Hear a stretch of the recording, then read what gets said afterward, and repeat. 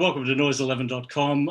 Ken Mackenzie-Forbes and Rachel Taylor, two people who have created an Australian treasure for theatre with the production company since 1999. We welcome you both to noise11.com. Pleasure to be here, Paul. Hi, Paul. Thanks for having us. When the production company started, so it was Jeanne, it was you, Ken. Rachel, you had a different position when this company started and have had a remarkable career that has come out of it. Yeah, well, I was very lucky. I had worked with Ken previous and I knew Jeanne only a little from my association with Ken earlier at Victoria State Opera and in the musicals and concerts division specifically. So the first time Ken did a musical, the first time Ken had a company manager, was on an opera season, a spring season of operas, and he engaged me as the company manager. And that was a first for the opera, and it was our first association. And I was in awe of Ken then, and that hasn't changed 30 years later. I was very lucky, and that association has taken me this far. But in terms of production company, I was freelance as a company manager touring with musicals, and after my association then with Ken at the opera.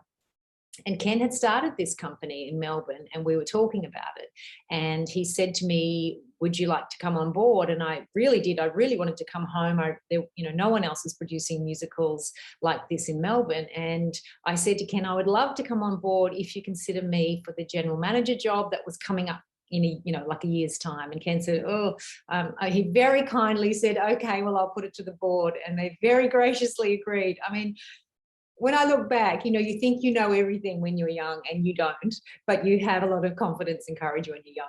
And I'm really glad I did.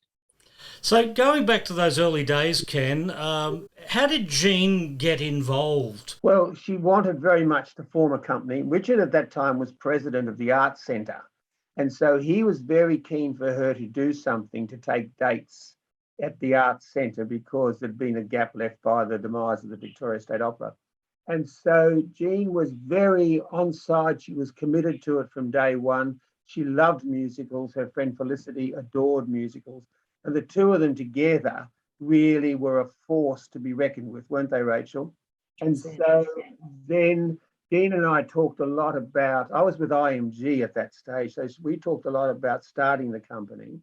And then Rachel became involved and we had a very good board. We had people like Dick Hamer and a host of very good people. And we just started the company, and we started it in 1998 with the intention of doing the first season in 1999, which we did. And that's really how it started. And then Jeanne would say things like, well, we'll give you the office. Vizzy can provide the office. Vizzy can do this. Vizzy can do that. So that there was an enormous amount of support for the company from within Vizzy, and also, of course, with the Pratt Foundation, that they gave an annual contribution, a major annual contribution, every year to underwrite the company. At that point, she could have just been a figurehead, but she'd been so totally hands-on through the entire time. Loved it, really, really loved it. And as Rachel knows, she used to ring us every day for a chat about what the news was. And that way she kept really involved with what was happening. She'd want to know. She'd want to know any issues that were bothering us. She wanted to know about it. She always said, I want to know about a problem at the beginning. Don't tell me when it's too late. Yes. And thinking back about that Encore series being the inspiration, at the Encore series in New York, they don't have costumes. They have the book in hand. But being Jeanne and Ken, they said, well, we can do better than that. We'll take that seed of an idea and make it so much bigger. Why was Mame the very first show? I remember that we had lots of talks about which artists were available before we decided on the shows. And we decided on the shows and then the directors, and then, we started on the artists and then worked out the shows and the creative teams to go with them. And of course, Rhonda Birchmore had done a lot of shows prior to that, so she was very much in my thinking, as was Caroline O'Connor, who also did a show in that first season. She did Funny Girl for us in that first year. And then She Loves Me was a musical that we just loved. And Roger Hodgman, we talked to him about it, and he was very keen to direct it. And so that's how that one got off the ground. But it was always a mixture of getting the artists and the show and the creative team, and you'd have to line those three things up to make the season work. And then there were other thoughts that came into it, like we wanted to vary the program, put in some Australian premieres as often as we can. And but we did focus a lot in those early days on the popular shows to make sure the audiences were coming to something they were familiar with. Ken mentioned Rhonda Birchmore there, and also Roger. Roger is somebody that was there from the start all the way through to the end, and Rhonda has also been around for the entire time. I've been reflecting on that, going through this online archive that we've put together, looking at those people. And it was a huge compliment to us in the beginning that somebody like Roger Hodgman said yes to come on board, and that somebody like Rhonda came on board. It was all thanks to Ken's professional association with them prior to production company that they took this risk. Because when I think about it, just even having this conversation now, we didn't know what the production company could be. You can't look forward. No one has a crystal ball. No. We certainly didn't think it would be going for 21 years and produce 65 shows. So we learned as we went, but those people came on board. That was a blessing for us. And then to think that Roger, who was one of our founding directors, directed the last show that we did as well, Ragtime, was actually was a beautiful yes, completion of the circle. Yep. Another thing, Rachel, is worth mentioning is that the Arts Centre itself played a huge part in it, because from the very start, we were able to get a long-term commitment from the Arts Centre that they would give us dates in the State Theatre. Certainly we started in Hamer Hall, but then once we moved to the State Theatre, they guaranteed us dates every year. And that made it possible, because without having access to a theatre for a subscription season, you would have been in real difficulty. Who was the actor who played the most performances for the production company? It changed. It's not that simple to answer. Someone will know the answer. I remember early days it was Rod Waterworth, and then it was Keith Stubley, may he rest in peace, and it changed as the years went on. There were lots of people in the ensemble mostly at that time who did the most. I don't have a definitive answer for you though. Can you think of one, Ken? Louise Bell did a lot for us, didn't she, in the ensemble, and minor roles. But in terms of principals, I think Caroline O'Connor obviously did a good few roles for us. It's hard to say, isn't it, because we varied it so much. Yeah, you'd have to say Mitchell, because he did Mitchell so many Butel, roles. that's right, right across that period, yes. Right across the life of the company. Yeah. Yes, it's I'd have to go and do some more research for you. Well, someone like Caroline O'Connor, who you mentioned there, you found her very, very much in the early days. She went on to become a major international star of the stage. How was it that she came to be in the early days of the production company? Going prior to that, back to the early 90s, I did a production of West Side Story that Rachel was the company manager on. And when we were casting for the role of Anita, we had real difficulty finding a person for that role. And the director that we'd engaged was Ian Judge, who lives in London and works all over the world, really. And he said, we had the big hunt and we never found anybody that we thought was right. And then he rang me one night and said, I can't believe I haven't thought of this. But he said, there's a girl here, Caroline O'Connor, who is Australian, and who's been doing Showboat with me. She's been playing the role of Annie May. Is it Annie May? Annie May, I think it is. And I could tell you that I think she would be terrific. So we brought Caroline out to do West Side Story. And of course, that's when she was sort of so widely recognised and adored by Australian audiences. So she and her husband, Barry, moved back to Australia. The production company very much became a platform for new talent. Was that by accident or deliberate? Oh, I think that was pretty deliberate, really, because once we had a captured audience, we could present artists that we wanted to feature, and we did see ourselves as a sort of staging platform for new talent coming out of the tertiary institutions, and also artists that had done work in the ensemble with us that we could see were much better than just, they had a career worthy of much more than just being in the ensemble. And so there was quite a few of those artists we assisted, didn't we, Rachel?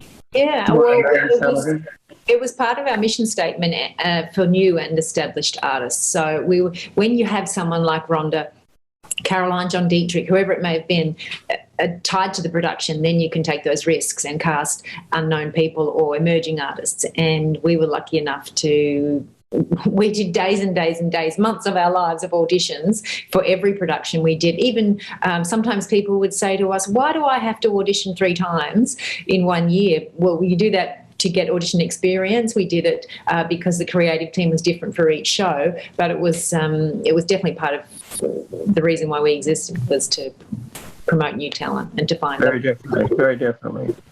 And a lot of like people like Alex Rathgaber, he did a good many shows for us. Christy Whelan Brown, I mean, they're artists that we sort of gave the big roles to develop their careers.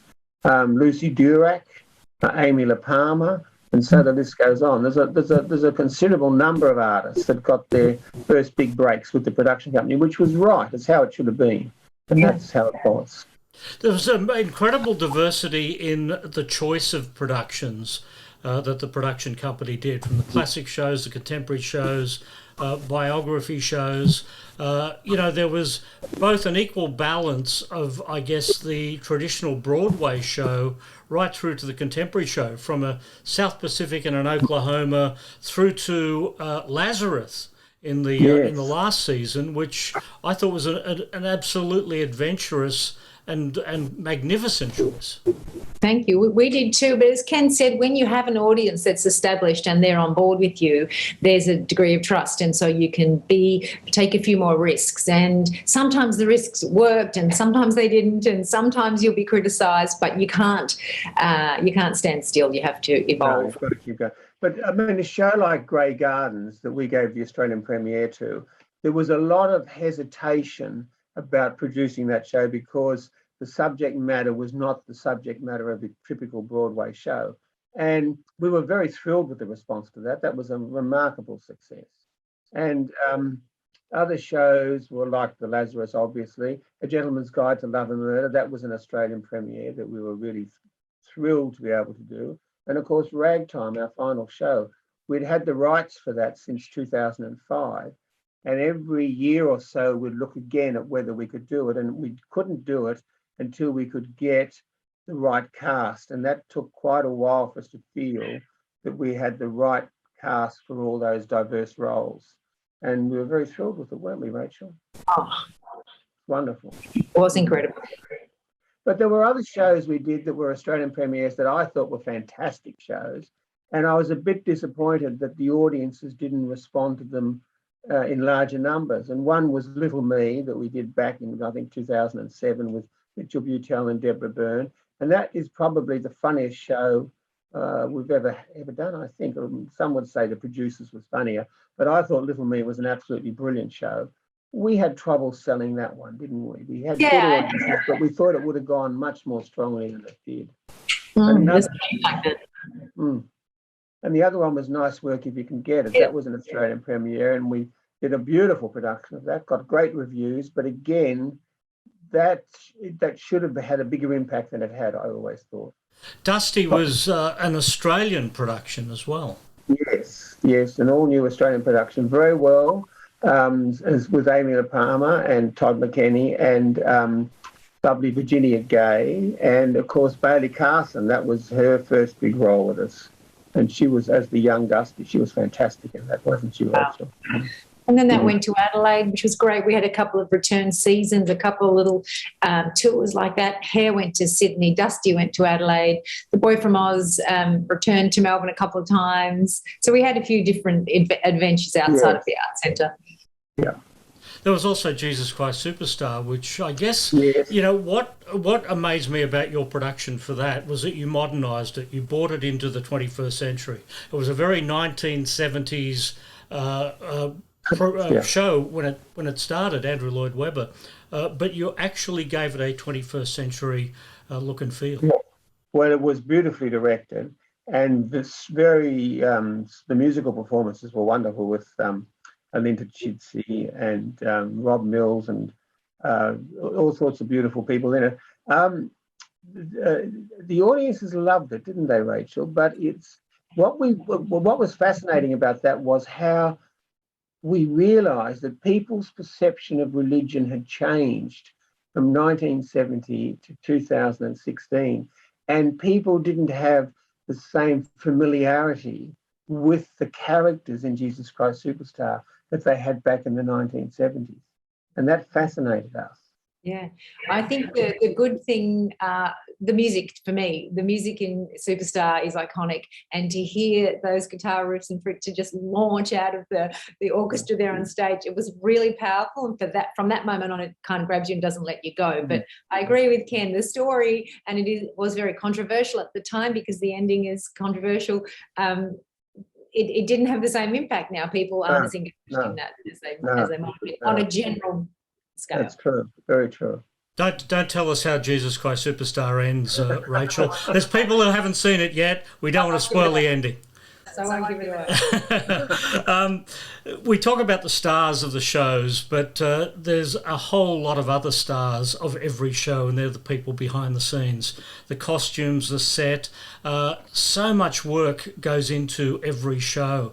How many people are in a production company entourage from show to show? There must be dozens, if not, over 100. Oh, there usually is. The ensemble is usually 20 to 30. The orchestra is another 20 to 30, let alone the tech crew, let alone the people making the costumes. The sets we always sort of outsourced for the building of the sets, but the costumes, that was always a lot of people working there. And then we had the creative team, and they had backup people like repetiteurs and stage management and technical directors. So yes, there was a big crew with every one of them. And the other remarkable thing about our shows was that they were short seasons. And that was because we weren't in a position when we wanted to run high level of risk with each production. And we thought that, look, if we do a season that's maybe up to 2 weeks long, that's plenty. And that was our sort of formula for making it work. We started a lot smaller, but it's that tip of the iceberg analogy that what you see on stage is this much and everyone behind it that's created for months and months and everyone making it work on the night. I would sit in the audience, so I would see calm. Was there actually chaos under that tip of the iceberg, Rachel? I think pretty well. I think I have a different answer to that. Yes. We're organised chaos. Yes. Organised chaos. Yes. You always knew where the complexity was going to be in a performance. There was a confidence to the chaos, but there was a lot of pressure, and we put a lot of pressure on people, but they came on board.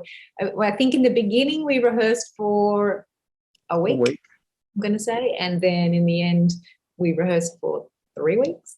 So it's a lot of pressure to get and look, we only had one that I can recall. There's only one glaring incident in a performance where one artist forgot about their call and didn't come on stage. And I think that's pretty remarkable in 65 shows. Can you think of more than one? Was that one? Just that little things that you and I might have seen, Ken, or someone. Mike Pack came out while they were performing, while they were spinning on stage. The scrim that hooked the edge of the piano in the opening of a show. I mean, there were moments like that, but nothing dramatic. No. Yeah. Well, as we mentioned, a remarkable treasure. The productioncompany.com.au is now the archive for all of those shows from 1999 through to 2019. A magnificent part of Australian entertainment.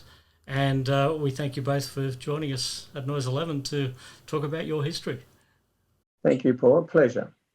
Thank you for all your support over the years, Paul. We appreciate it now as then.